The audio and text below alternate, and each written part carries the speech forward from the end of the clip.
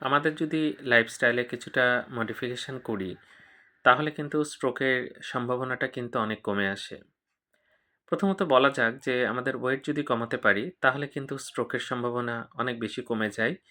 এছাড়া আমাদের দেশের বর্তমানে অনেক মানুষ কিন্তু ফিজিক্যালি ইনঅ্যাক্টিভ। দেখা যাচ্ছে কাজকর্ম বসে করেন, শারীরিক পরিশ্রম হয় বা হাঁটাচলা হয়, এমন কাজ কম করেন। পরিশ্রম কিন্তু ঠিকই করছেন, হয়তো মানসিক শ্রম যাচ্ছে বা স্ট্রেস যাচ্ছে, কিন্তু শারীরিক পরিশ্রমটা হয় না।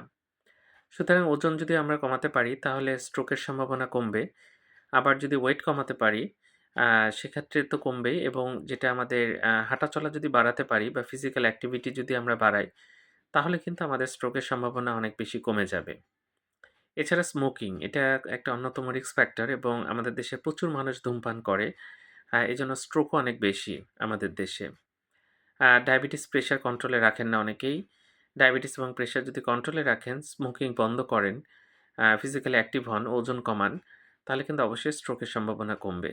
ধন্যবাদ সবাইকে।